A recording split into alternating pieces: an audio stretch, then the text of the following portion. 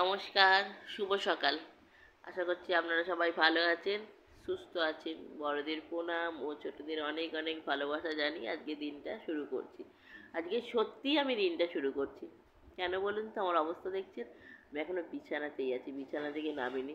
শুধু যে বাবুর যেহেতু ছুটি বলেইছি ওর বাবাকে 9টার সময় ঘুম থেকে উঠবো, উঠে তারপর চা। কিন্তু বেচারিটিকে দেখে একটু মায়া লাগছে, যাই উঠে না নাইটিটা পাল্টে একটু চা করে দিই। আর আধ ঘন্টা কি পৌনে 1 ঘন্টা পর চা হলেই বাবু চলে আসবে, একেবারে চা হয়ে যাবে।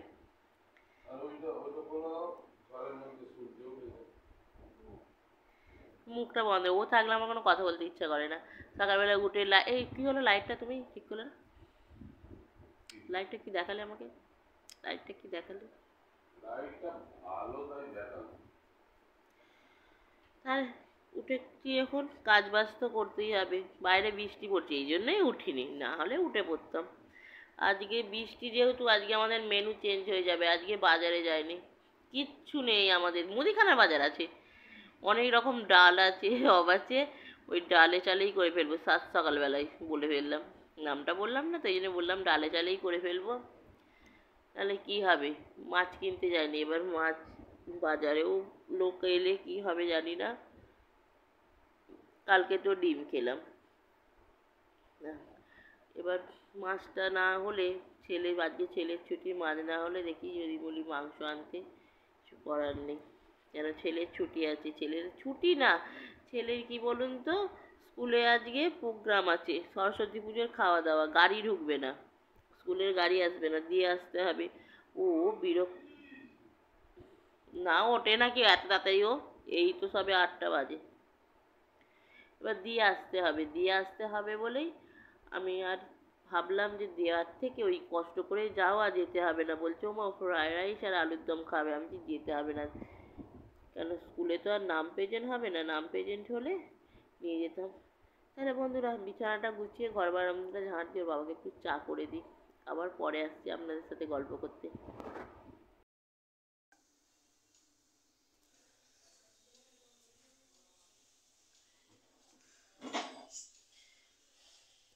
এই যে বন্ধুরা, চান টান করে চলে এসেছি চা করতে। চা হয়ে গেছে, চা সারবো। চায়ের সাথে আজকে খাওয়াবে আমাদের এই যে টোস্ট নিয়ে এসেছি, আর নিয়ে এসেছি পার্লেজি বিস্কুট। আমরা পার্লেজি বিস্কুট ছাড়া কোনো বিস্কুট খেতেই ভালোবাসি না। আমরা তিনটে লোকই পার্লেজি বিস্কুট ভালোবাসি। কিন্তু যেহেতু আজকে দাদা এসেছে, ছোটবাবু আছে, একটু বেশিই নিয়ে এলাম।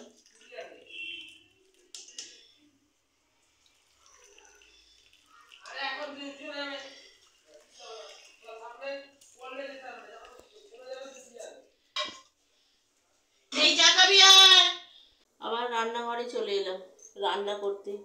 সময় হচ্ছে 12টা, কিছু রান্না করবো না করে ভাবছিলাম আলু সিদ্ধ আর ভাত করব। আলু সিদ্ধ ভাত করলে কি আর কি দিয়ে খাবে?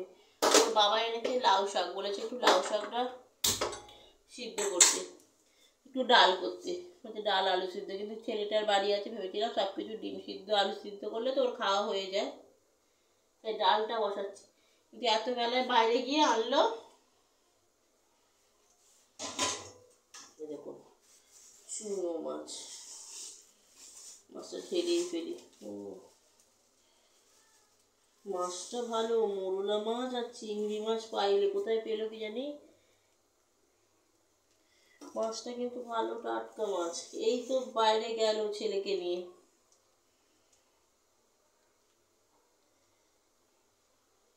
মোরলা মাছ তো তাড়াতাড়ি বাছা হয়ে যাবে। তাহলে ভেবেছিলাম যে পুকুরের মোনা, এই দেখুন গুগলি ভাঙা বেরিয়েছে, তা কলতলায় নিয়ে গিয়ে আজ ধোবো।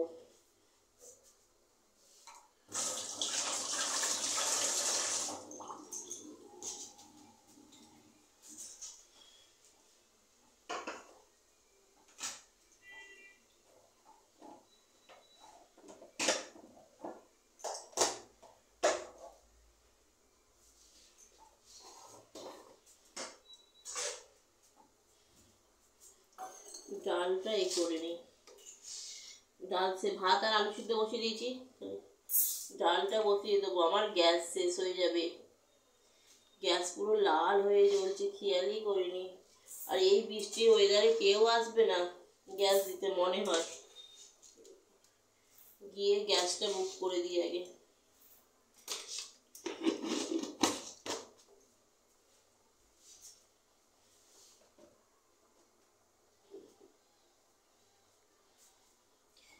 তাহলে ডালটা সিদ্ধ বসিয়ে মাছটা ধুতে যাই, তারপর লাউ শাকটা কাটবো। রান্না হয়ে যাক, আবার পরে দেখাচ্ছি কালে কি কি রান্না করে উঠতে পারলাম। এই যে বন্ধুরা, বৃষ্টির দিনে বলেইছি তো কি রান্না করব, তা ঠিক করে ফেলেছি মনে মনে কি রান্না করব। মাছটা এখনো বেছে ধুয়ে আনিনি। এই দেখুন, গাছ থেকে তুলে নিয়ে এলাম টমেটো, কাঁচা টমেটো দিদিভাইদের গাছে হয়েছিল, তুলে নিয়ে এসেছি কাঁচা টমেটো।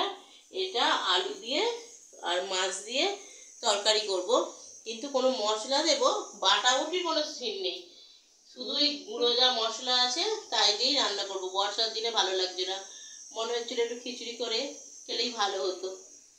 তাহলে করে নিই, পরে আসছি আবার। এই দেখুন বন্ধুরা, আমার মাছ ধোয়া হয়ে গেছে। এগুলো হচ্ছে চিংড়ি মাছ, আর এটা ওই মনে হয় মোরলা মাছ, আর কি মাছ পাইল আছে একটা।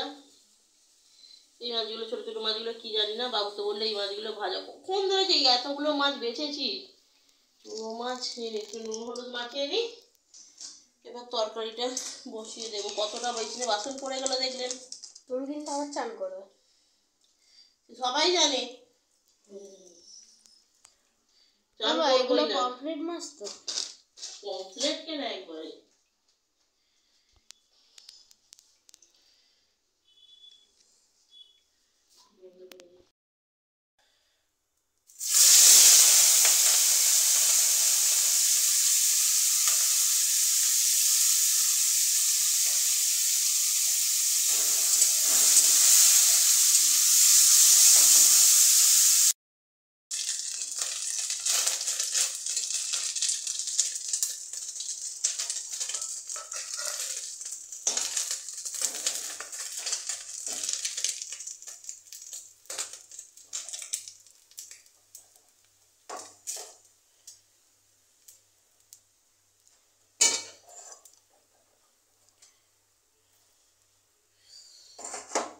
এই যে বন্ধুরা, আমার মাছ ভাজা কমপ্লিট হয়ে গেল। এইবার কড়াতে তেল দিলাম, 5-7 মিনিটের মধ্যেই তরকারি হয়ে যাবে। কালো জিরেটা তো জানেনই আপনারা, আমার আনা হয়নি, ফোড়নটা দিলাম না। আর এই দেখুন, এতে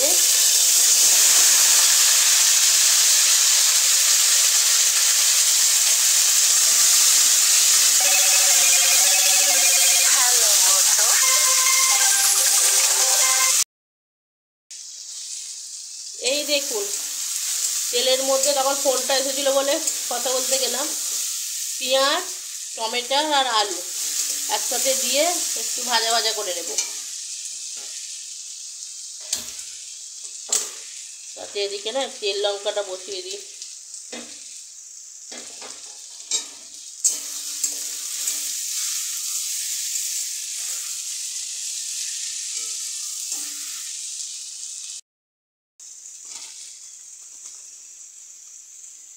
এবার এতে না লবণটা দিয়ে দিই।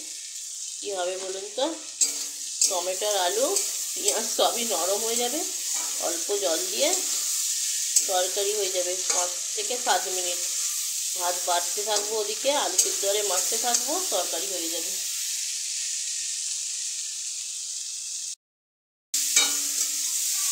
নুন দিয়ে একটু নাড়াচাড়া করে নিয়েছি, একটু হলুদ গুঁড়ো দিয়ে দিই,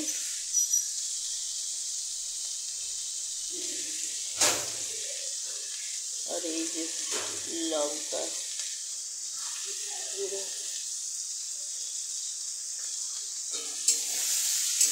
দিয়ে একটু কষিয়ে নিই।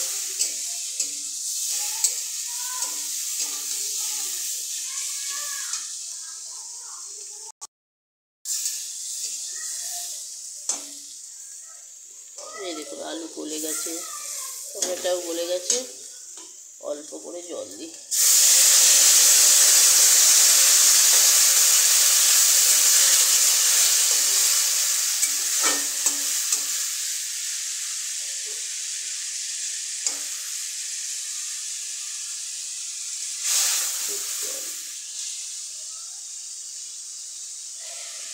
জলও সাইডে ফুটছে, দুরকম মাছ ভাজাই আছে, অল্প অল্প করে দিয়ে দিই।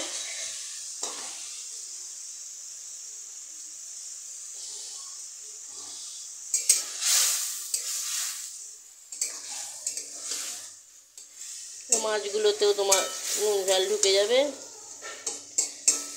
এই যে শুকনো শুকনো হলেই হয়ে যাবে টমেটোর ঝাল। বাড়িতে ওদিকে হচ্ছে, রান্নাটাও দেখিয়ে দিই কী কী আর কী করেছে। এই দেখুন, পেঁয়াজ দিয়ে মসুরির ডাল, ঠান্ডা হয়ে গেল আবার গরম করতে হবে, মাছ ভাজতে চলে গেলাম না। আর এই যে এটা কি লাউ শাক আলুর সিদ্ধ,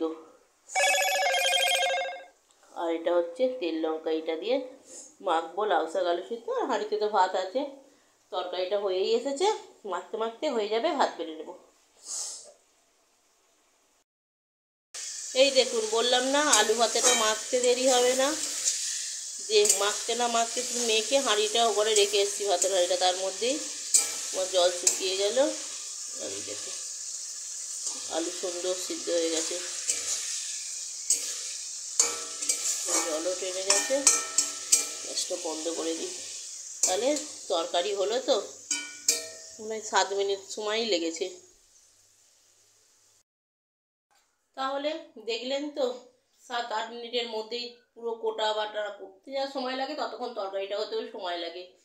তাড়াতাড়ি করে রান্না হয়ে গেল, এবার খেতে দেবার পালা। ওরা সব বসে রয়েছে খাবে বলে, আমি ভাতের হাঁড়িটা, ডালটা, আলু সিদ্ধটা ওই ঘরে রেখে এসেছি, তরকারিটা নিয়ে যাব, গেলেই ভাত দেবো। আর ছেলে এসেছিলো, এখান থেকে থালা জলের বোতল নিয়ে চলে গেছে। এর চেয়ে ভালো রান্না আর করতে যাবেন না। যত ভালো রান্না করবেন, আমরা হচ্ছে বিনা পয়সার কাজের লোক, তোরা আরও ভালো চাইবে, এই জন্য ঝটাপট এরকম করে রান্না করে দিতে হয়। তাহলে বন্ধুরা, ভিডিওটা আমি এখানেই শেষ করলাম, এবার খেতে দিতে হবে। আবার দেখা হবে কালকে, ততক্ষণে আপনারা ভালো থাকবেন, সুস্থ থাকবেন। আজকের মতো এখানেই শেষ করলাম।